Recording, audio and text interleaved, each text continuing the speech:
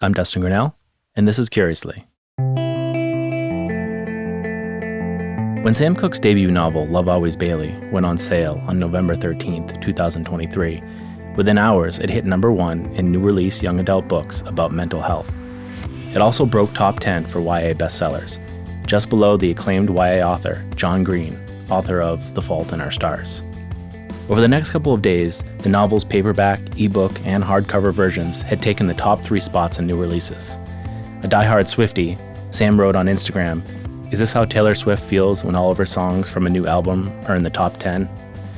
Love Always Bailey is a story drawn from Sam's real childhood friendships. In the book, an estranged group of college-age friends meet at the Highview, a beach house they visited every summer during high school.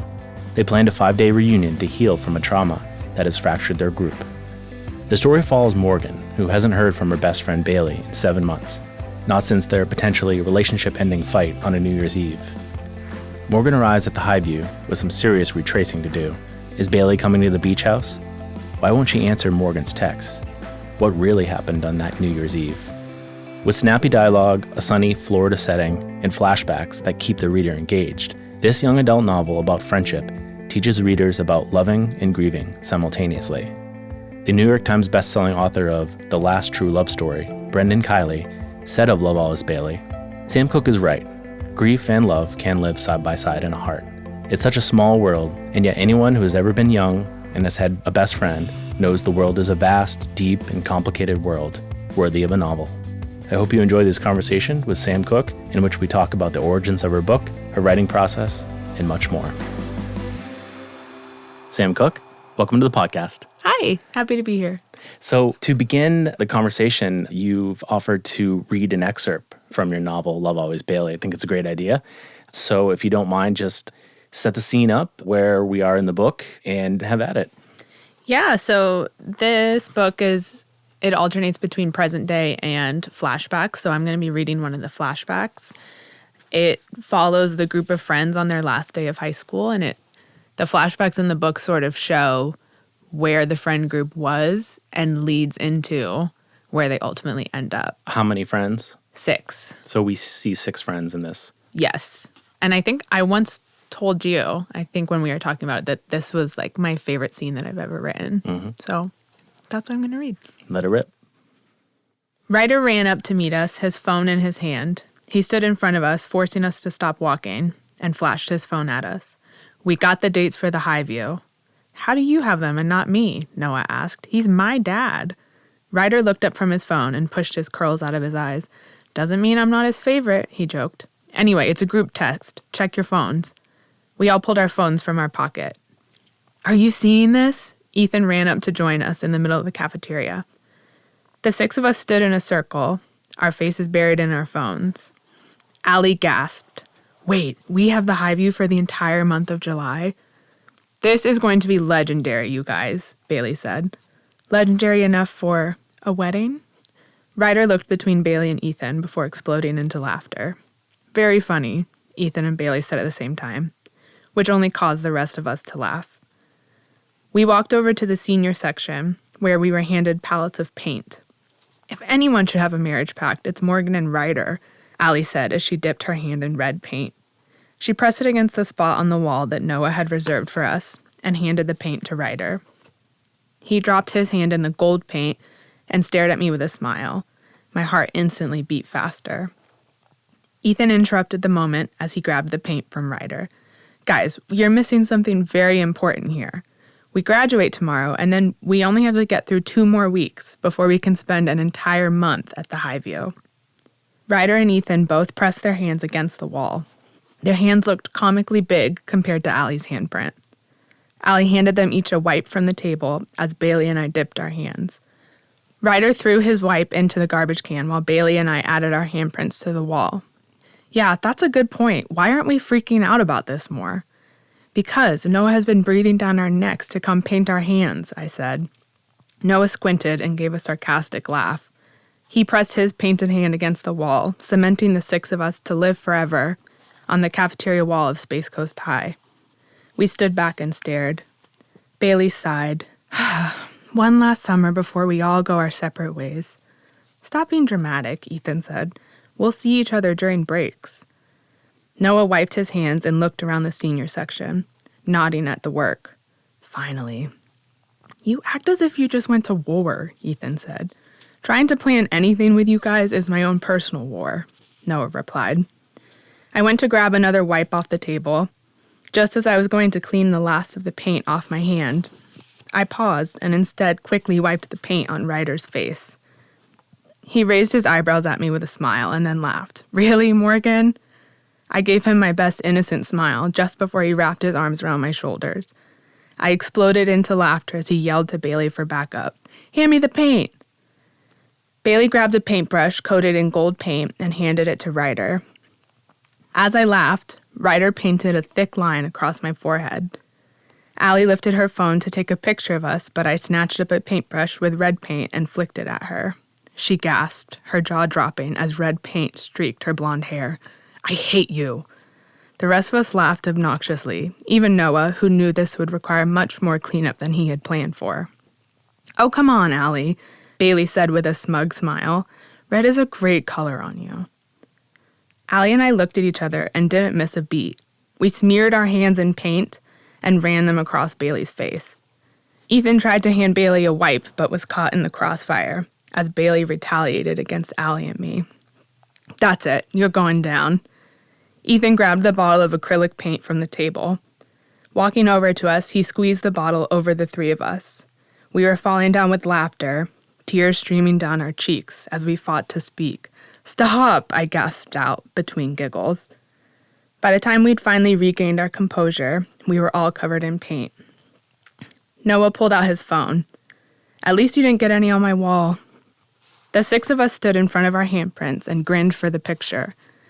Noah positioned the phone to get all of us in the shot, and he smiled. Happy last day of high school. Speaking of, Ryder said, once the picture had been taken, are we meeting anywhere before graduation tomorrow? He grabbed an entire package of wipes off the table and started handing them around. We tried our best to clean up the paint that was quickly drying on our skin. Allie closed the pocket mirror she'd been staring into. Can't. My grandparents are coming in. But after we should. Agreed, I said. Bailey, want me to swing by and get you so we can ride together? Bailey nodded. When the bell rang a few minutes later, we walked out of the cafeteria to finish our last afternoon as high schoolers, covered in paint and feeling exhausted after how hard we had just laughed. Ryder squeezed my hand before he walked down the hall from the group. He stopped a few feet away and turned around. Hey, Morgan, he said, you've got something on your face. Nice.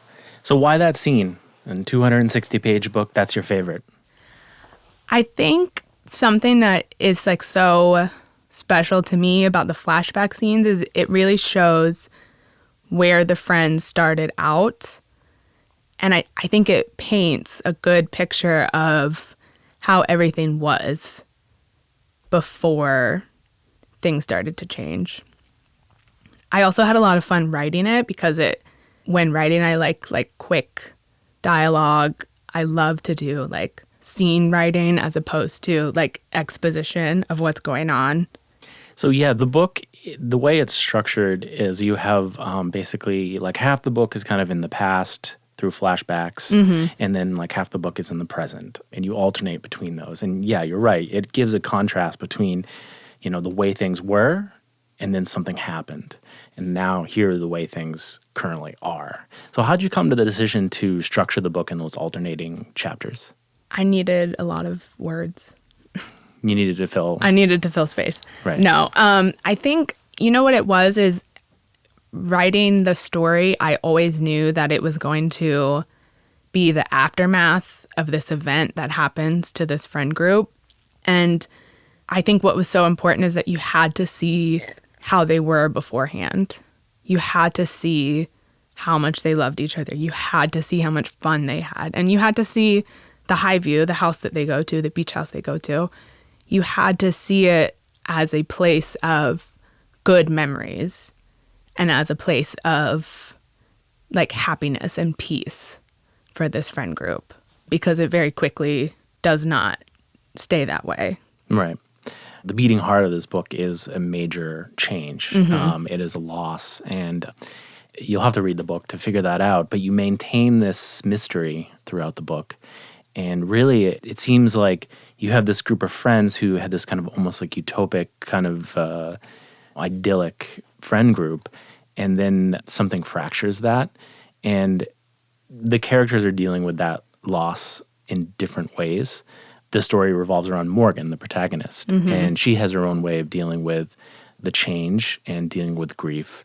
And it seems like each character is kind of dealing with it in their own way, but they've certainly come a long way from where it was like a beautiful friend group. Yeah, and I think that it sort of speaks to, on like a human level, I think it speaks to like how different people grieve and react, but on like a craft level, it proved to be like a huge challenge, like managing 6 different characters reacting to this traumatic event that happened to them. Yeah, so did you have to map it out in that sense? Like, so you've got Morgan reacting to it in this way, and her way is denial, as we see, and then you have the other characters. Did you want to show like the multiplicity of responses to a traumatic event?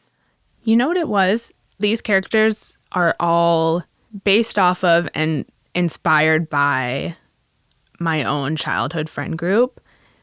And so I know these characters so well because I know the people that they represent so well. And so some of it was like, oh, how would Jen, who in the story is Allie, how would Jen react to this? What would she do? Sort of thing. And so I think maybe I cheated a little bit because I know them so well. I think that it allowed me to vary how these characters reacted while still staying true to the idea that like maybe someone would be in denial. Maybe someone would lash out. Maybe someone would come and try to be the fixer and try to make everything better. And so I think it is just speaks to, we think that there's one way to grieve. We think that there's one way to like be upset or like heal from something. And I think it just speaks to like, there are so many things that can happen. Right. People react in different ways. Yeah. You know, you could say like, oh, I would never do that. And I did have some people that when they read the earliest drafts were like, I don't think it's believable that Morgan would act the way that she does. And, I can respect that, but I think it's also like, but people do. And if people didn't, then there wouldn't be like psychological studies on it. Her response being really like a profound case of denial. She's in like complete denial. I think all of them a little bit are like, still trying to, I don't want to like give away what happened. They don't want to accept it because they're so hurt by it. But Morgan takes it to a different level, thinking it never happened, everything's fine. And so the decision to do that, it was just like, I think a very personal decision because, I don't want to like diagnose, but I think that's maybe how I would react if I were in this situation. Yeah, it's sort of put your head in the sand. Yeah. So the like term for it is complicated grief. And so basically what that is when someone is like grieving something so intense or so hard, their reaction to it is not like textbook what someone would see. It's not just like crying or the like stages of grief. Yeah, it's it can be surprising and unexpected and paradoxical. And there's a lot of lines in the book where something like people are trying to figure out how to manage loss, and they, people offer platitudes like, it's going to be okay, right? And the response is kind of like, I think it's okay if it's not okay.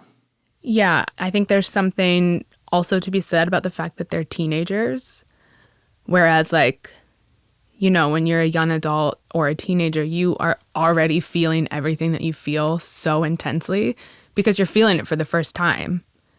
That's why they like coin it like puppy love and things like that. So you feel every big event, good or bad or neutral, so intensely because you've never felt it before. Everything is like a new experience for the first 20 or so years of your life. And I think it speaks a lot to the characters and their friend group, how they are all reacting to this.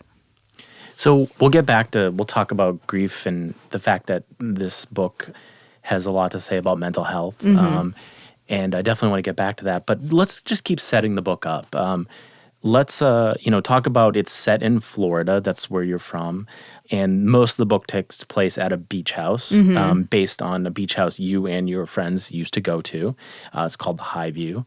And talk about what kind of sets the story in motion. Morgan has a cousin that's Noah, and he has kind of a sweet thing that he does, which is that he thinks if he can get the friends back to the Highview after this major loss, then they can heal. And I think it's kind of a sweet idea, we can go back to where it all began and we can put the pieces back together. And I think that's kind of how the book gets going. Yeah, I think the house itself, and like you said, it is a real house in Manasota Key, Florida, and it is called the Highview. I think the house itself was the first character when I sat down to write this. I knew I wanted to write a story about friends, but even before that, I knew I wanted it to be set at the Highview because my friends and myself and my best friend Jenna's family, we had like just these wonderful weeks each summer at the Highview. And it was just like the most magical time. We would leave the Highview and we would start a countdown. Okay, 363 days until we're back, sort of thing. And we started going when we were like 18, 19. We still go. I mean, things have changed in our friend group. Life happens, sort of thing, but we still go now in our 30s. And Jenna and Jen are breeding their kids, and like it's now becoming like a generational trip. So I knew I wanted the Highview to be a character. Even the first title was the Highview's address, wasn't yes, it? Yeah. Yes. So it is a character in and of itself, right? Yeah, I remember in my MFA program taking a craft class, and it was the idea that setting and place could be what the story was. And I feel like even in my other works, I feel like I'm a big person that writes about where it's happening and where it's taking place because I think it affects who you are. Like reading a story about someone on New York City's Upper East Side versus, someone in the slums of, wherever, totally different life experiences. So I think that setting it at the Highview and making the Highview sort of the center of the story really helped just like kick it off and like propel what the story was going to be about. And so, yeah, the house, the location is a character. The beach is a character. Even on the cover, you've got a picture of a beach, and it's I'm from New England, northern New Hampshire, and we have brutal winters, and the idea of it coming from the beach is a little bit foreign to me. But your book evokes what it's like to be from the sun-kissed beaches of Florida, Yeah, I mean, I grew up in Florida. I spent the first 25 years of my life there before moving up north. I've been out of Florida less than 10 years, so winter is still brutal to me. It's still trying to get used to it, but it was what I knew. And this was my first novel, and I knew that I wanted to and probably needed to write about people and places that I knew and that I knew so well that I could take everything I knew about them and fictionalize it and have it still be a story and not just a memoir about my friends. I think I said once it sometimes feels like I sat down and I wrote a love letter to Jen and Jenna. I mean, we've been best friends since we were 9 years old, so 20 plus years. So where did the impulse come to draw from your own personal experience? Because some writers write fantasies in fantastic worlds and they don't draw as deeply as you do? Why did you want to draw from your personal life as much? It's funny. What it was is I remember I just moved to New York City and I was like texting my friends about like, I think that I want to write like a young adult book. It's always been my favorite genre to read. I have a background in education, so I've always been around young adults. And so I was just like, I want to write a young adult book. And jokingly, one of my friends was like, write it about us, like make it about us. You're welcome. I did. It must be kind of cool to have it out in the world now, right? You know, it's quite a feat to do that, to take it from a joke, a premise, and to now hold it in your hands. All of you can hold it in your hands. Yeah, that was back in 2015. So it's been an 8-year adventure coming. And, you know, people that I work with or like people that haven't known me forever, and they find out like, oh, you're a writer, you write books. Oh, your first book is out. That's so cool. The first question is always like, how long have you been writing it? And when I say like, oh, you know, I started the first draft in 2015, you can like see the shock on their face that it's like, oh, it takes that long. Do you want to just give a glimpse into why that happens? Like why? Because you'd think if you sat down and you just wrote for 6 months, you'd have something, right? But you don't. You know, there's iteration, there's workshopping, there's editors, there's finding a publisher. It's multiple rounds. And like, just give us a glimpse into why it takes years. So I historically am a fast first draft writer. 2 days. 2 minutes. Wow. Well, you use ChatGPT, right? Right. So yeah. That makes sense. Yeah, I haven't written my own words. Why would since you when you can? 2010. Yeah. I just wrote 2 novels yesterday. And I said, make it just like Infinite Jest, you know, as my reference. Yeah. So there's a lot of footnotes. Well, that's actually how I got onto the Amazon list, right, by John Green. Right. Because I just said to ChatGPT, make it like John Green. Right. But you just got canceled. Yeah. My bad. So I am like a fast first draft writer. I think it's because I come from a theater background. And so much of training in theater is like teaching directors and actors and playwrights that you can't like dilly-dally. People will lose interest. You have an hour and a half, 2 hours, and you are going against an intermission too, that people could be like, all right, I'm all set, and leave in the middle of your show. So you want everything to be as tight as possible. And so I feel like when I'm writing, my first draft is just like anything that I'm thinking, it just gets onto the page. So back in 2015, I remember like first draft was done and I was like, this is great. This is so good. This is awesome. Instantly started sending it to agents without having edited it. I mean, I like proofread it, but without having anyone that could have given notes, anything. Found holes in the logic, said these 2 characters could be one, the ending could use work, maybe you should change the title, you need to tighten up the scenes, give it more heat, that kind of stuff. All notes that I did eventually get on that draft. And so, surprise, surprise, 0 bites. So then in 2017, I sort of was like, okay, I need to like revisit this. I wrote other things in between. It wasn't just 8 years of just this one novel. So then when I started at my MFA program, we tore it apart in like the best way. The like big reveal scene at one draft, it started the whole story. So you knew what happened going into it.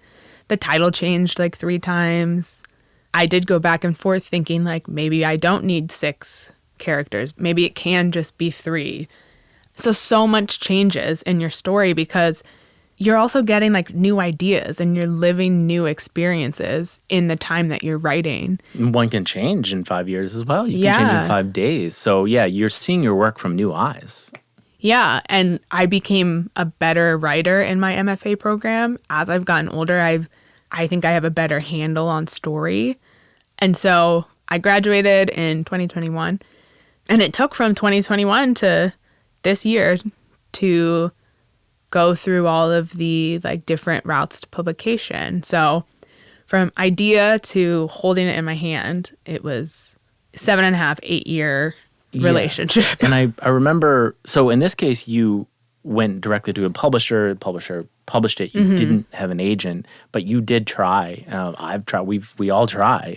And we pitch them. And just talk briefly about that process of you pitch them your idea. It's called a query letter. It's usually like a synopsis of your book, and then it has a bio that says who you are, right? And then it has like 5 pages or 25 pages from the book that they can look at. And you were getting a lot of like responses from them, which is admirable. Like a lot of people just get ghosted, they never hear back, but you were getting like what are called partial requests. They would ask for some of the book to read. You would get full requests where they would ask for the whole book to read it, and they would read the whole book, which is already a rarefied air, right? Because they get 100 emails a day. That's not a joke. So I remember one heroic thing that you did, which is one agent said, like, the word count was low, and they said, we need how many words? And you just cracked off. So it's, when I was querying it, it was 51,000. And for reference, like, in the market right now, YA books are usually minimum 60. So this particular agent, she gave me some feedback after reading the 51,000 and was like, I'm interested, I'm into the story, it needs to be longer. If you can get it to 65,000 plus, I would love to look at it again. And those, for regular folks, that's called a note. You get notes. And that note is about as general and as broad and as ridiculous as you can hear. Just add 16,000 words or whatever. Yes. Oh, okay. Because it wasn't like, this is where you can expand on. This is what you can do. These agents are getting, I can't even put a number on how many queries they get a day. We heard 100 in our MFA program. Yeah. That's a basic number. Yeah. So for her to like take the time and be like, there's something here, like add more words to it and I'll read it again. You cracked your knuckles and you're like, let's go. So at the time, it was peak COVID pandemic and I was a teacher. And so I wasn't working. I wasn't like actively employed. I was unemployed. So I was like, I have nothing else to do. Like, why don't I just do this? So I think it was like, I spent, like, let's say she told me this on a Tuesday. I think by Friday, I emailed her back and was like, here you go. Just mad scientist style writing, you know? Yeah. And I remember telling her something that was like exciting for me was that as I was writing, I was still so invested and so excited about the story. It wasn't like, oh, I'm going to like write this scene because maybe this agent will say yes. She ultimately said no. But I took that experience, that additional 16,000 words, and they made the final cut. And so I had a fuller manuscript. It was more fleshed out. It was better. Was the painting, the scene you just read, was that part of that edition? That was a new scene. So there you go, right? Yeah. So this is how artwork gets made. It's just so random. You know, it might have been a much shorter book without that scene that you love most, without that one email from an agent. Yeah. And so in the querying process, I had a lot of like, I liked it, but it's not for me. Or like, I had someone say like, this is the hardest no I've had to give lately, but I have to say no. And, you know, it's their livelihood, it's their careers, it's their business to take on what they think they can sell. And at the time, I didn't have anyone that thought they could sell it. So I put it down for a little bit, wrote another novel, and then I was like, I can't not let this book see the light of day. And so I did a very like targeted search, and it was like indie publishing houses in Florida. So I ultimately published with White Castle. World Castle. We will not be cutting that from this podcast. You know what's funny is every time I talk about them, I say White Castle. All right. I'm sure they're really happy you're representing their Well, White Castle is organization. a huge Florida chain restaurant. Oh, I know. Yeah. A delicious restaurant. 3 Michelin star. So I ultimately published with World Castle Publishing. And they are this like indie press that operates out of Florida. And so I was like, what better home for my Florida book? So let's talk about YA, young adult. I know your reading habits, and you absolutely crush books, and they're all YA usually. You read YA, you love YA, you couldn't write anything else, I don't think. Like, you just want to write about young people and the emotional experiences that they have and what it's like to be a teenager. What attracts you to YA, and why do you want to write YA? So I grew up an avid reader. I loved reading. I would ride my bike to the library and check out 10 books at a time and be like, okay, see you next week. And would finish all 10 books within a week. And that would just be my summer habit. And so as I was growing up and getting older, all of my teachers always said to my mom, Samantha's going to be a writer. She loves telling stories. She is so good at it. It was any parent-teacher conference, that's what they talked about with my mom. She's going to be a writer. And I was so lucky that my mom was like, that's really cool. You should. And so... Rather than someone saying, you can't make any money from that, it's going to be a really uncertain life. Yeah. Maybe you should do something a little bit more safe. Yeah. So, both of my parents were like, this is cool. No resistance. Yeah. No, none at all. And I talk with especially when I was active in the theater community, so many people tell the story of oh yeah, I studied theater in college, but my parents made me do a backup major just in case. And so I met so many people who had a degree in theater but also business, or whatever the combo may have been. So I always wanted to be a writer. I loved telling stories. And I started out as a playwright, and I liked it. I had a few pieces produced, but I was like, I'm not reading plays. I don't get joy from sitting down and reading a play. I get joy from sitting down and reading a YA book. It's almost the difference between looking at the skeleton of a human being versus a human being with flesh and beating heart and all that. Yeah. Reading a play is you're just reading action dialogue, that's it, versus a book. Yeah. Well, yeah, plays are meant to be performed. Right. It's why I never understood that your 11th grade English teacher makes you read Shakespeare. Take me to see it on stage. And so I also have a background in teaching, and so I was around young people and young adults, and I developed such a passion for being more or less an advocate for these teenagers. And I taught middle school, so these middle schoolers who were just feeling so many things all the time, and so many people just roll their eyes and they're like, ugh, teenagers, or ugh, God, so dramatic. And it always just infuriated me. And I knew that there are some young people that need books, and they need it as an escape, because that's what they were for me. There are young people that need a story about going to a beach house, because they may never get that experience. That's why Harry Potter was so popular and such a phenomenon. And so I just knew that writing YA was what made sense. It was what I felt most connected to as well. I pride myself on being very empathetic. And so when I'm writing these stories, I can feel it, that oh man, I couldn't imagine being 18 and going through this sort of thing. I think it makes it more truthful. Yeah, it's very authentic. Yeah. I can tell that you really care, and this is coming from a place where you want to actually show these characters going through legitimate experiences emotionally. I work now in marketing and communications for a charter school, and some of the students I work with are in high school, and one of them a few months ago told me, she was like, I think I want to study creative writing in college. And I was like, and I was like, come, sit down. You're like, let's chat. Do not go near that profession. Run. Yeah.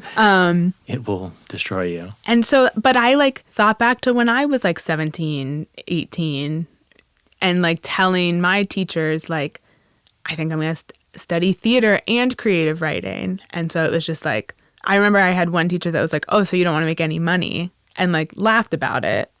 But then I had other teachers that were like, that's perfect for you. that's the perfect fit for you. You're going to graduate and you're going to be very happy.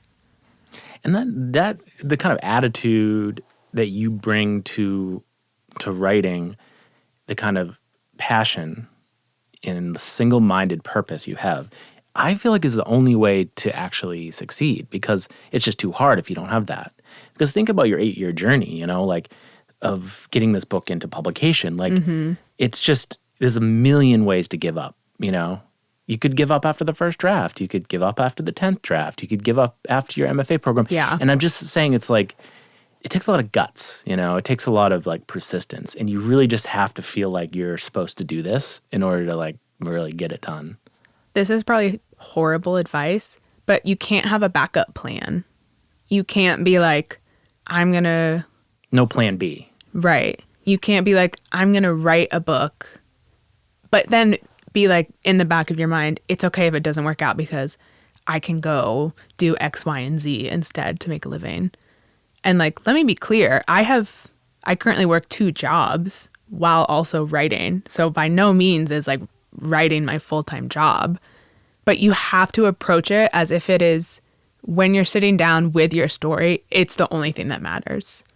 And I think that is something that I think it's because of theater. When you're in a production, when you're like in Tech Week is what it's called, that like last week before the show opens, you eat, sleep, and breathe this production. And I think that you need to like eat, sleep, and breathe your story, because you'd be so surprised where like you get ideas. Like I'll be running on the treadmill and I'm like, oh, that's a good idea. And then I have to like keep it in my brain until I'm back somewhere where I can like write down notes. Mm-hmm.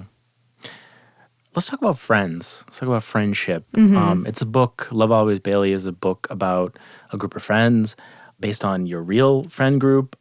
You know, I don't read a lot of YA. This may be like one of, you know, a handful of YA books I've read. You know me, I trend toward like the science fiction, kind of idea-driven stuff. So reading your book I hadn't read a lot like that. It was very dramatic. It was very like, these are kids going through stuff and they're working through their teenage feelings.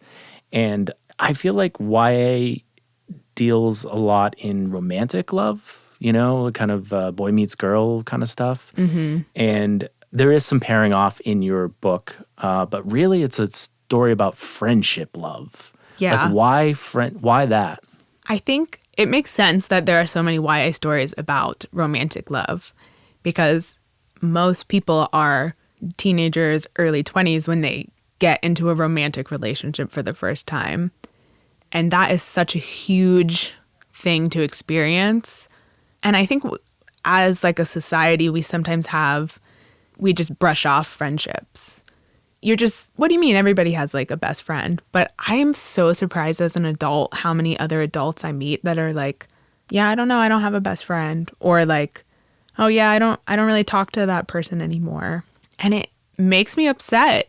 And it's because I have been best friends with my 2 best friends since we were in 4th grade. And we worked so hard to make sure that our relationship, as we grew and we changed, we're 3 completely different people. I'm in the arts. One is a pharmacist. One is like a manager at a hospital. We're 3 completely different people with completely different interests. We don't live near each other. We were so intentional as we grew up and as we got into adulthood to make sure that we talked every day. Even if it were something silly, like, it's the end of the day and you're like texting, oh God, I'm so tired. Like I had such a long day. Talk to you tomorrow, sort of thing. We were so intentional about that because growing up, we were this like unit. We all came from like single parent households. And so like our moms even used to joke like, oh, Jenna's mom's going to take care of you guys tonight. Like Jenna's mom's got dinner covered, or like Sammy's Nana is going to get everyone fed today, sort of thing. We were such a part of each other's life, and like growing up, every big moment that you can have as a person, we were there for each other for. And so it's just like, it's so important to me to like share that story and to like also instill in young people, like, yes, everyone's going to tell you like, oh, you don't talk to your friends after you graduate high school. But you can. And like, because why should they? What does friendship do for you? What is Jen and Den? What's that unit? What has it done for you, and what does it do to you to this day? I have a few groups of friends that I can go to for different things. With them, I can go to them for anything and know that what they say to me, what we do, like our memories together, they can cover it all, sort of thing. I mean, they've just been there for everything. And, you know, my own background, like when I was in high school, I wasn't like laser focused on dating. I didn't really care about it. I was like, my energy was going to being like the star of our theater department. And so like, I didn't put energy into like dating or anything like that. All of my energy was into friendships and building these like friendships and relationships. And I think that in adulthood, I think it has made me a much better person. In your book, you know, any friendship goes through ups and downs and disappointments and triumphs, and sometimes like distance and estrangement, and sometimes they fade away altogether. It just depends.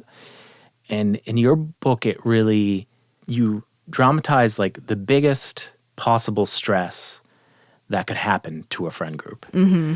And it's a major loss, and it's like a nuclear bomb that just goes off in the friend group. And the friend group could have conceivably disintegrated, you know, with ease. But instead, it's really a story about desperately trying to put people back in the same room, in the same beach house, so that they can have those uncomfortable conversations and interactions so that maybe they can recover and heal. Yeah. I think what it is if you think about real life and you think about, you know, a friendship breakup, which is horrible and it feels horrible, or like a romantic breakup, in the back of your head when it happens, I think we as humans, we sort of know like that was eventually going to happen. And so I think with this story, for these friends to reunite and like work so hard to come back together, I think it's not a denial thing. I think it was just that they all were like, no, like we're meant to be together sort of thing. We're meant to be friends. This group is not meant to fall apart over this. And so I think it is so much about like how humans and like people and young adults especially can react to a relationship ending. They were like, no, we're good. We're going to work through it. We're going to figure it out. Yeah, it's not just a book about managing grief and dealing with trauma. It's a book about change and how to deal with change. And that's like, in their case, they went away to college, and some friends made new friends outside of the friend group.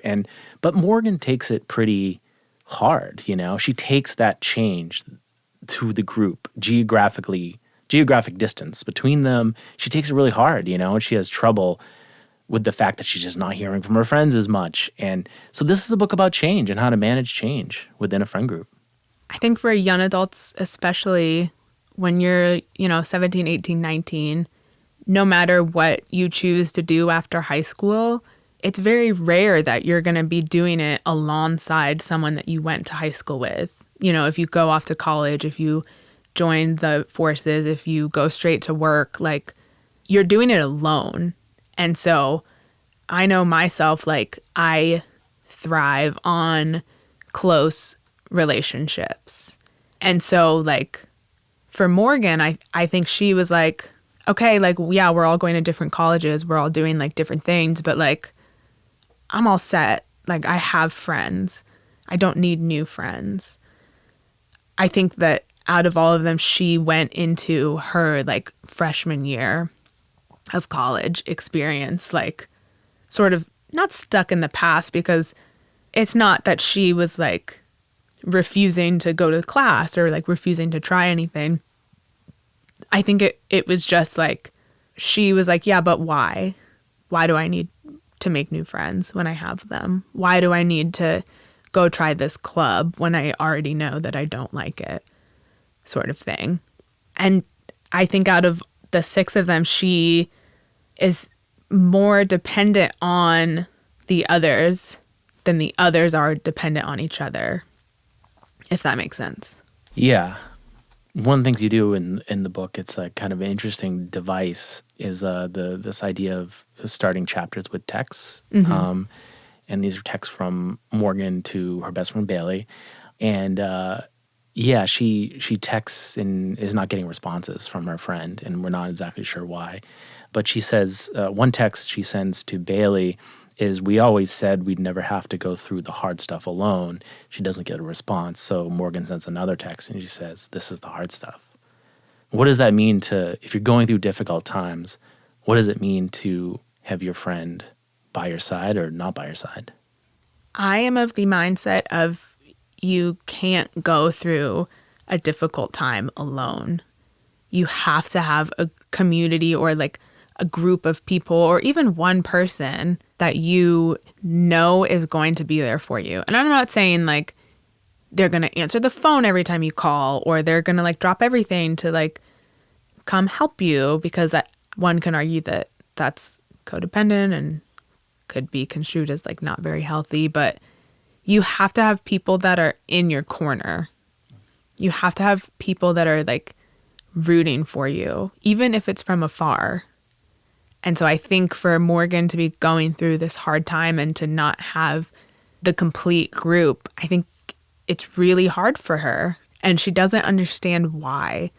And that is what I find to be like the most heartbreaking about it, is that she doesn't understand why things had to change. She doesn't understand why they are where they are, why this friend group is acting how they are acting now. But I think it's so important to have your friends there going through the hard stuff, because I find if I'm going through something very difficult and I'm venting to Jen or Jenna, they have a good way of reminding me like, you're not always going to feel this way. It's not always the hard stuff. And so to have a friend or a person there for you during the really fun stuff, you know, the vacations, the concerts, the beach trips, that's wonderful. Those memories are amazing. But what makes those memories even better is having someone who's there for you when you lose your job, when you get broken up with, when you total your car, like through the bad stuff. That's, I think, where friendships and relationships really go to thrive. Yeah, there's a lot that's been written about like what's the best way to help someone through grieving. And, you know, there's always articles like don't offer advice, don't say everything's going to be okay, like all these don'ts, like because it's not helpful and it invalidates someone or doesn't make them feel any better or whatever. Like, as you researched like complicated grief and you like lived with these characters, did you have a sense of what people who are grieving want to hear and don't want to hear?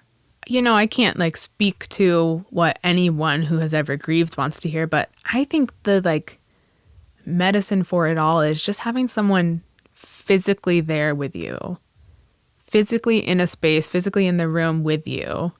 And I just find that if you're like going through something like very upsetting, my grandmother passed away over the summer, and I remember I like found out she died, was obviously very upset. And then I was like, I need to go to Florida because I knew that I wanted to be with Jen and Jenna. I knew that like, obviously wanted to be with my family, my sisters, blah, blah, blah.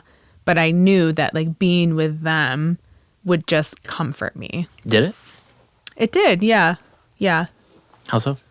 In that case specifically, it was because they knew my Nana so well that for them it was also a loss. That, they grew up with her as like a permanent fixture in their own lives. So we all got to like grieve together in a way that I didn't grieve with my sisters, if that makes sense. It was like devastating and heartbreaking for me and my sisters. But with Jen and Jenna, they had this like good way of being like, oh, I'm just like thinking about we'd be in the pool and Nana would come out with like cucumber sandwiches and force us to eat, sort of thing. Why mental health in your writing? Like, why is that something you want to deal with? I don't think it was on purpose. I think it shaped itself that way because I write from such an emotional standpoint. I have like characters that go through like very emotional situations. And so I think you can't write about that without some sort of component of mental health in the story. People, who are reading it, what do you hope they take away from it? I think I just want people to either read it and be reminded of like their own friend group or their own childhood friend, or, if it's not a friend, someone that they had this like very deep relationship with. And I think that if I wanted it to like quote unquote teach a lesson, it would be that like you don't have to like go through the hard stuff alone. One of the things, just kind of changing gears for a second, but just talk about your writing process a little bit. So we actually met at our MFA program, and we have different backgrounds. Northern New England I'm from, You're from Florida, I'm from the mountains, you're from the beach. I played sports, you did theater, and so on and so forth. But one of the things too is like our writing processes were different. So I came into the program like a strict outliner of stories. I had self-published 2 novels, and my 3rd book, I was working on the Empathy Academy. I already had it outlined, so I had a 70-page outline. So chapter 1, this happens, they're there, they say this, blah, blah, blah. And then, I put it together. And that's called, in the writing world, they call it like plotters versus pantsers. And plotter is what I was doing. I was plotting it out. And pantsers are people who, quote unquote, write by the seat of their pants. They just let it rip. And like, I had never met a pantser. And when I met you, I was like, what? They exist. You in write the by the wild. seat of your pants. And it was like, it blew my mind. I mean, I gave you a lot of shit for it. I was like, that is the dumbest thing I've ever heard. Like, why wouldn't you architect out your whole story so that you can like set this up and you can give this red herring and you can like plan out 3 different endings and then you can make a choice about which is the right one. And so I was like, I gave you so much shit. But yeah, talk about being a pantser. It's wild. You just let it rip. Yeah, and it's so funny. I remember like one of my first workshops. So for like context, in workshop, you email to your workshop cohort X amount of pages. These are other writers. Yeah, everyone reads it before the actual class, before the actual workshop, ready to discuss. And I remember one workshop, someone was like, I'm submitting to you all my outline because I want to get feedback on my outline. And I was like, what? And I was like, I haven't written an outline since middle school, writing like a essay about like World War II or something? World War II, yeah. Right. And I remember I was the new girl, so everyone in the YA cohort had known each other by like a year. I was like behind them by like a year. And we were doing my pages, and I remember someone asked like, I can't recall what the actual question was, but I was like, oh, I don't know yet. And they were like, what do you mean you don't know yet? And I was like, oh, well, I don't outline. And everyone was like, oh, it was like the biggest shock in the world. And like, I just don't. I can't. I think it's because when I get an idea, I just want to start going. I just so badly want to like get to it. And with this book, I knew how it was going to end. I knew the like major plot points. I didn't know how I was going to get there. There was like so many iterations of the draft where like, the big reveal was leading up to it. It was way too obvious. And, if I had outlined, maybe it wouldn't have been way too obvious. So I had to move scenes around and like completely cut chapters. In one of the versions, Noah's dad, who's Morgan's uncle, and Morgan's mother are actually at the Highview with them the whole time. And so those 2 characters got cut completely. And so it was just like, when I get an idea, I just so badly want to get going with it. But like anything, strength has its weaknesses, and where there's a pro, there's a con, and there's pros and cons to pantsers versus plotters. Like for plotting, when you plot it out, when you architect the whole thing out, it feels good because you know, like, oh, the story's like mapped and it's organized, and so you have to just sit down and kind of like write the scene from your reference outline, and so it was a feeling of comfortable. You're comfortable, but the con is that like it can lead to a story that's kind of stilted. And things can kind of like feel a little not as alive. There's not as much electricity in it.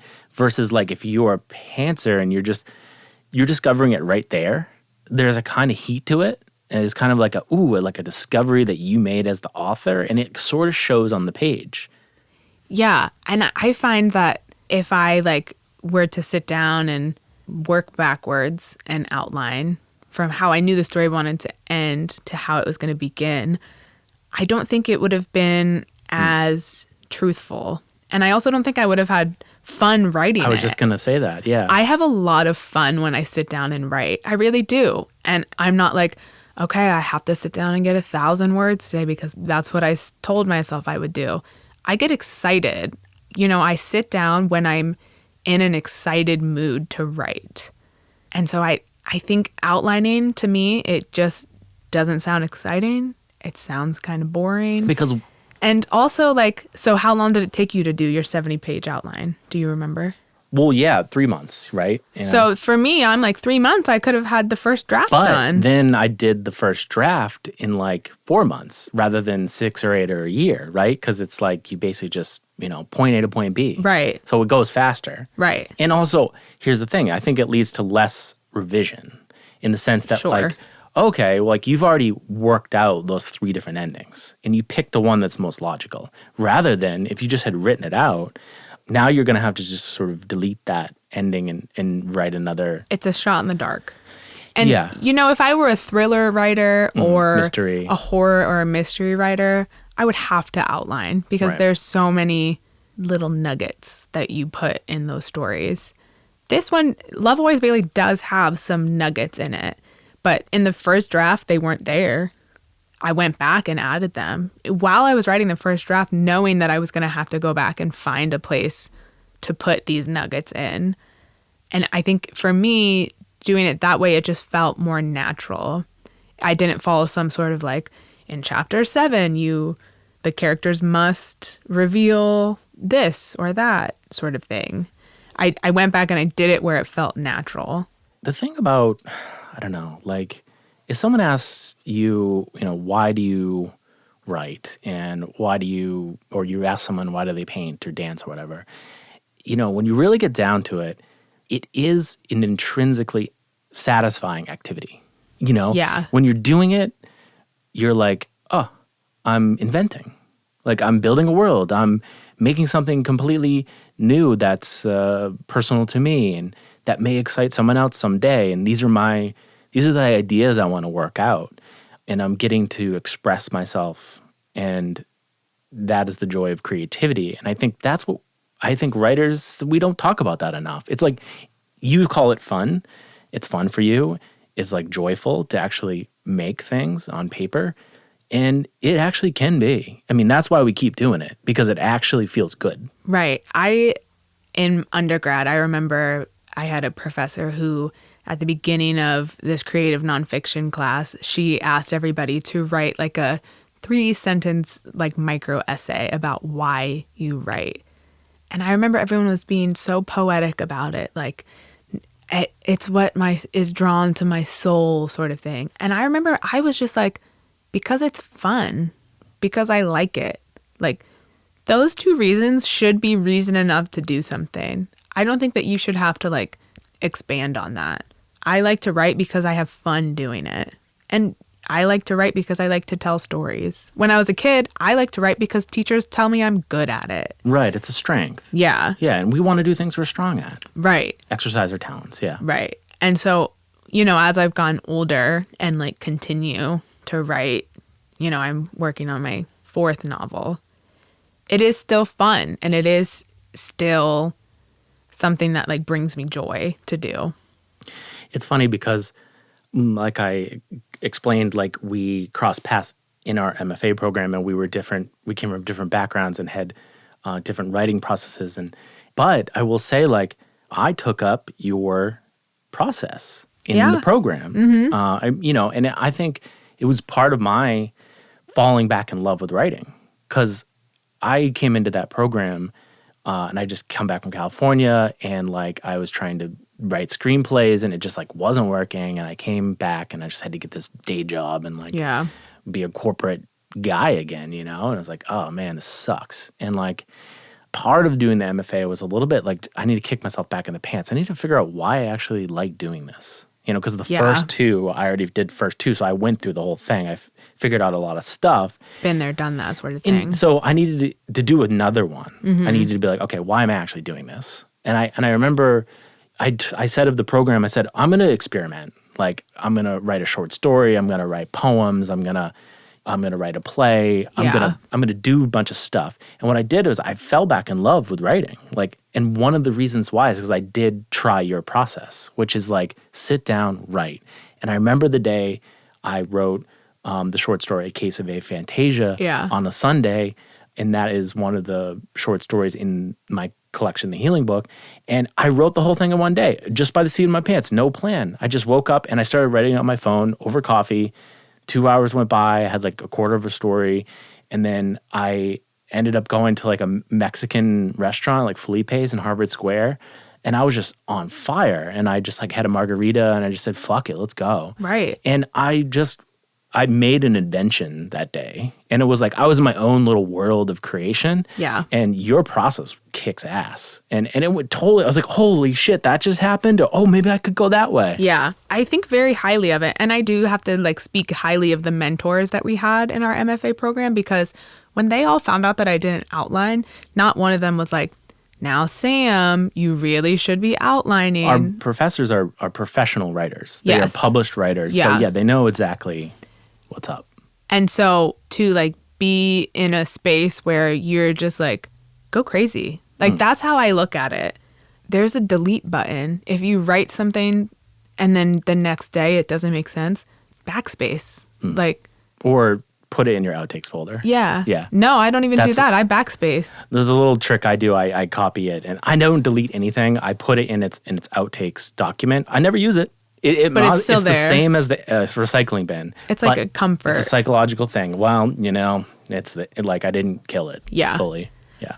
But I find that like not outlining and just like sitting down and writing, you get to like remember why you love to tell stories. And as someone who has never outlined before, I can't really speak to the other process. But the way that I do it, it works for me. And it like keeps me like in love with the idea of my story, with characters, with plots, with scenes. That's why I do it. Yeah. I remember the movie Sideways. I love that movie. And it's about a writer who, I think he teaches English or something, and he wrote his book and he has an agent. The agent's trying to sell it and he's just having a tough time. And he goes to this party and he has a conversation with a guy. The guy's supposed to be playing like a, conventional, lawyer, whatever, left brain type or something that couldn't possibly understand the value of art and the humanities or something. And he asked the main character, the writer, he's like, why would I read fiction when it's fake? Why don't I just read nonfiction because it's not made up, right? And it was like a little bit, well, yeah, you got kind of a point there, but also, wow, you don't really understand the power of storytelling? Or like escaping into a story. Like if I had a busy week at work, I don't want to then sit down on the weekend and like read a book about a woman who works in marketing who had a busy week. I want to sit down and read a book about, like most recently I just finished your short story collection. So let's say like most recently I want to read a book about a scientist.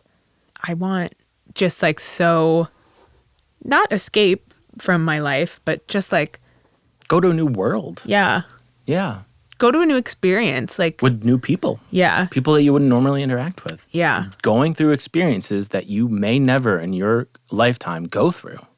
It's why I love so deeply the hit reality show Married at First Sight. Right. Because I'm never going to do that. I'm never going to go through that experience, but... Never say never. Well, they were in Boston a few years ago casting, so we'll see. Maybe they'll come back around. So, a lot of times when you publish something, people who are aspiring writers, they ask you, do you have any advice? How'd you do that? And what kind of is your biggest advice for someone who's wants to write a book and doesn't know where to start or doesn't know how to finish or so forth? As far as craft advice, figure out what it is you like to read, because that's what you're going to want to write. I like to read like mysteries every now and then. And I do remember I sat down once with an idea for a mystery story and was like, it's not working. So find out what you really love to read and then just do it. Like, I don't have any like wake up at 6 a.m. and just sit at the computer and start going. Like, I just grew up with this like very strong work ethic instilled in me. And so it was like, okay, you like wake up and you do it. And that's great. That works for you. There is another way to do it. You can just treat it like a job almost. That's my biggest advice, which is like sit down at a predetermined period every day and try to get some momentum. Try to get 750 words. Yeah, and definitely. Make a little calendar if it helps, but yeah. And I do think like setting micro goals for yourself. Like, don't look at it as like, okay, I'm going to write a 70,000 word book. Look at it as like every Monday I'm going to get 500 words and then go from there, because it's hard. It's not easy to like sit down and like crank everything out. And also like just accept the fact that it's not going to be perfect and it's going to take time and you're going to have to go through the same pages over and over and you're going to have to like make hard choices. Yeah. You talked about writing Love Always Bailey in like 2015 and you said you just kind of spit the first draft out really quickly. Our mentor, David Yu, he called that the big spill. And I think the big spill is a really good metaphor. I don't know. Like, because I think that's the best way to approach it, especially fiction. Yeah. Because you just got to just spit it out. And like, don't worry about how the sentences are coming together yet. You could put down 2 or 3 pages and you're like, yeah, that I'm going to need to tighten all that up, or not even quite sure if it's like, if I need that part right there. It doesn't matter. Just spit it out. And that takes away the fear. That takes away the perfectionism. And just get it out on the page, because then you have something to work with later. Tomorrow you can print out those 3 pages and you can go through it and you can say, oh yeah, maybe I can move this around, whatever.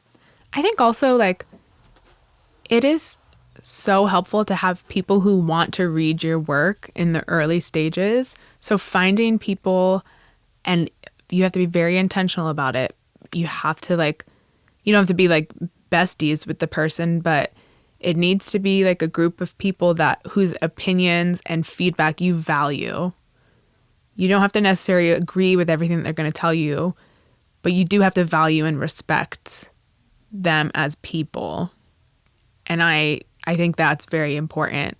I think also it's important to get people to read your early drafts, get readers to read them, not other writers, because other writers will help you pick out the like, the sentence structure and like the flaws there, but the readers will give you like gut reaction.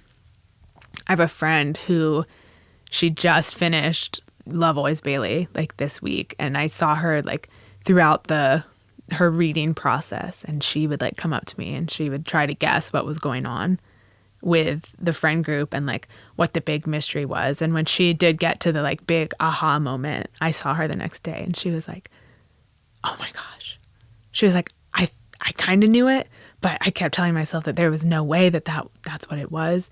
And she's not a writer. She's just someone who like really loves reading. And so find people who really love to read, because their reactions, I think, will help you be like, oh, yeah, that doesn't make sense there.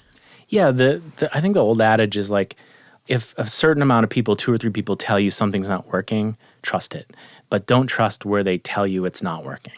Yeah. You know, just know if 2 or 3 people say something about, you know, the ending, and they tell you ways to fix it, don't worry about the ways to fix it. That's your choice. But you just have to know that everyone's intuition is saying something's wrong, and then you have to fix it. Yeah. I think the like biggest compliment I got in the writing process, and I know it's not about compliments and like accolades, but it was in the MFA program, and I had some people that were like, I don't think the story is going to work. And my mentor at the time was Brendan Kiely, who is a YA author. I remember he said to me, he was like, you got to keep going. He was like, you think that the story is going to work, so you work at it until it doesn't.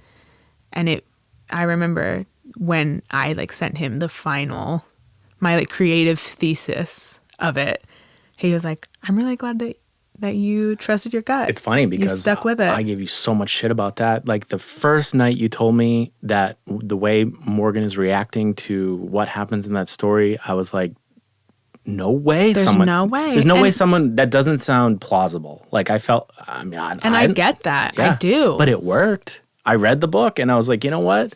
You made it plausible. Yeah. You made it seem realistic. That's a major craft challenge.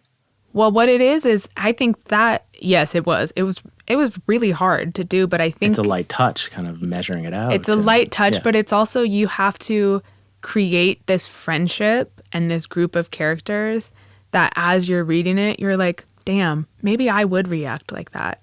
Because you see these characters love each other so much, and they just have like the best memories together. They have like plans for their futures together. And I think setting that up, it makes it believable that when the big reveal happens and you see like all of this time how Morgan's been reacting, you get it. You're like, I would do the same thing.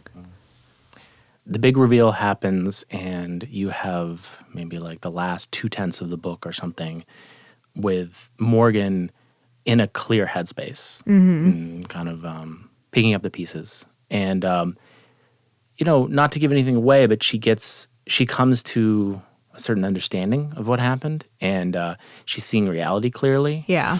And, damn it, I think she recovered as much as one can recover from something so traumatic, and the group recovered, and the family members around them got better, and you landed the plane really gracefully in a place where it wasn't so sweet.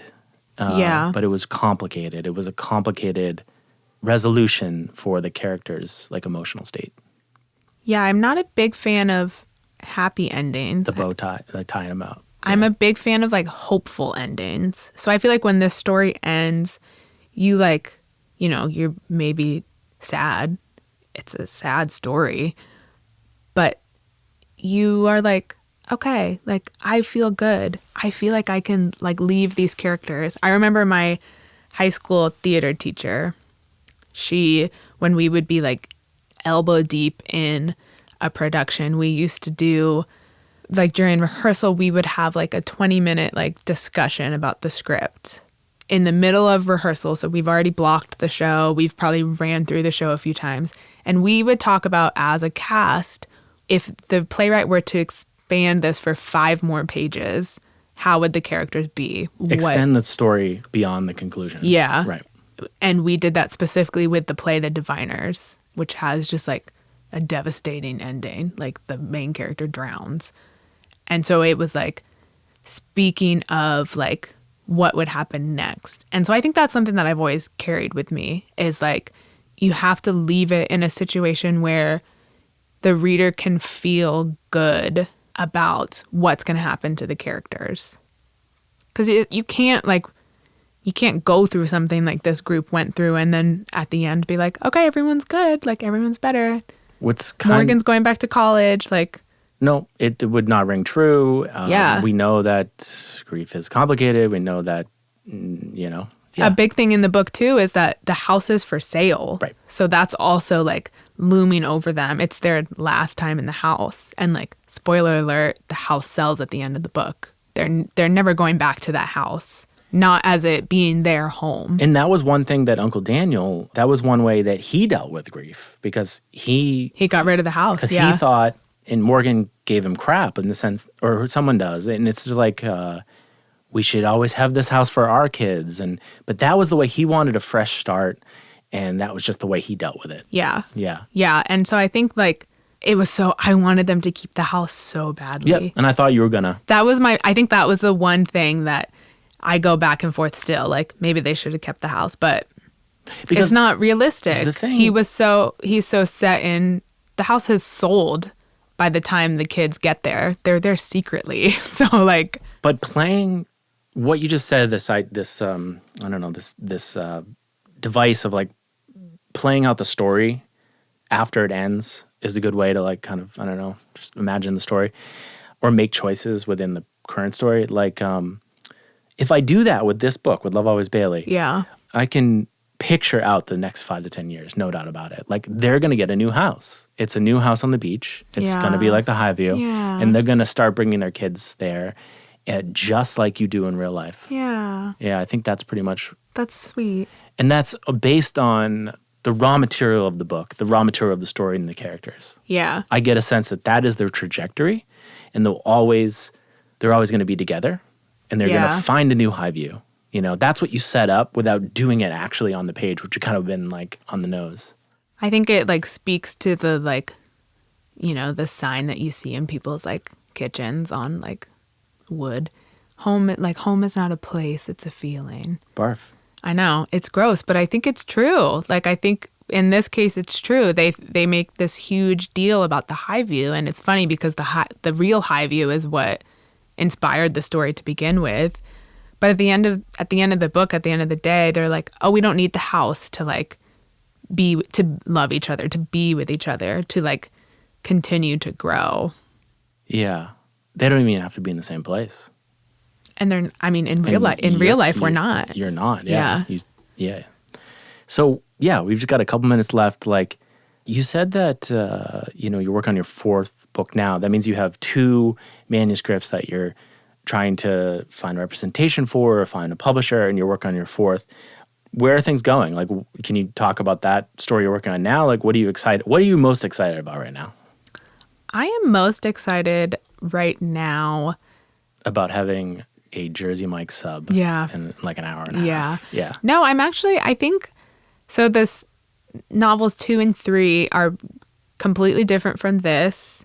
Both YA. Both take place in Florida. Shocker. One of them is like the movie The Wedding Singer meets the movie The Wedding Planner. It's about like a wedding planner's daughter who falls for the lead singer of one of the wedding bands. So it's like kind of romantic relationship. And then the other one is about a young girl in like extreme poverty who has to go live in a motel with her mom and her brother after her dad leaves the family due to like addiction. So 2 like very different stories. But and if there are any agents listening, there are no agents listening. Those are ready to go. They're ready. They just a 1 email away. I'll even add 20,000 more words again just to see what happens. In a 4-day, I'll quit my job. I'll go on You're sabbatical. I would. I wouldn't quit my job, but yeah, you like your job, so. I love my job. That's another thing. If you're writing, this is another piece of advice, and you have to get a day job, don't get a day job that makes you miserable because your mood just carries over. Sure, too. And the day job is material it's grist for the mill for your writing. There's plenty of stuff I've written about corporate America and just hit them with a sledgehammer, Right. I had to go through ridiculous crap to get that material. So, yeah. Art informs life informs art. Yeah. Get a day. Some people get day jobs that are wacky, like hotel night manager or something, just so they can have that material. Write, And if you want to go that route, go that route. Yeah. And so what's next for me? I think the 4th novel is in like the earliest stages. Like if you ask me right now, I wouldn't even really be able to tell you what like the protagonist's name is. Like I don't remember, sort of thing. Let's call him Jordan. Yeah, sure. Okay. But it's just like I'm excited still to like keep thinking of stories. I don't think that I'll ever run out of ideas because I have a crazy brain that never shuts off. Well, the thing is I know that my experience is that I have way more stories that I'll ever get to in my current lifetime. Like I have folders with folders on folders, folders for days, and they've got really interesting premises in them. And boy, I wish I had, 250 years to do it. Not gonna. So you have to like triage them a little bit. Right. Oh, do I want to invest a year of my life on this one? Okay. Yeah, that's a big decision. I went through like a phase of wanting to really write like a summer camp story. And I did. And I got like 15,000 words in. And I was like, I'm over it. And so that was one of those ideas that like sounded really fun, but just didn't pan out. So I think I like feel very lucky to like be excited and not to be like, woe's me, I don't have an agent, or woe's me, like I'm not a household name. I think the thing that I Yet. Whoa, cut scene, you know? Yeah, the last thing I would say too is like, we've been talking about this stuff for a long time, and we talk about this idea of like getting an agent and then our lives would change because they'll sell the book to HarperCollins and we'll actually... We get like Dan Brown money. Yeah, you get, probably not. Probably get $10,000 advance and then over a period of whatever, we still need a job. There's plenty of New York Times bestseller lists that have a job still. But the thing I like to think about is like the cavalry is not coming. Right. It's not coming. You're not going to get an email out of nowhere for an agent that says, I want to represent you. I feel like you just got to pump books out. You got to get content out. You've got to, as much as I want to punch my own self in the face, you have to like build your own brand. You have to like also like prove just not your get worth in the marketplace. Yeah, but prove that people want to hear the stories you have to tell. And then I get the sense that it's going to come back to us. Like, I don't know, Yeah. And that's the way it is. Just write your ass off, get in the marketplace of ideas, and let the chips fall where they may. I want to cut off my right hand more than I want to email an agent right now. Yeah. And submit my query letter to 75 people who will never get back to me, right? Who might not even open the email. Let's just because make it gets sent podcast to spam. episodes and write books and whatever, Like, so yeah, the cavalry's not coming. You have to create your own opportunities. It's all about initiative. And, so that's what I would say. Yeah. Thank you for coming to my TED Talk about the power of initiative, the transformative power of believing in yourself, because the cavalry's not coming. It's a super long title. I think that if you were to like rent out Copley Plaza Hotel and do a talk, I think you'd sell it out. Yeah. I may take you up on that. Yeah. We are going to leave it there. Yep. Man, good talking. You wrote a great book. Thank you. And a lot of people are enjoying it right now. If you read it, leave a review on Amazon. It helps. And tell Sam that you really like it and talk about the ideas in it. It's good. And keep an eye out for the next one. And thank you for coming on and talking about the book and your process. It's been a hoot. I had so much fun. Thanks for listening to this episode of Curiously. I hope you enjoyed this conversation with Sam Cooke, author of the new novel, Love Always Bailey. If you're enjoying this podcast, please consider leaving a review. They encourage people to listen and help attract great guests. If you like what you've been hearing and would like to sponsor the podcast, please consider supporting me on my Patreon account. Thanks again for listening, and stay tuned for more conversations with people I meet along the way.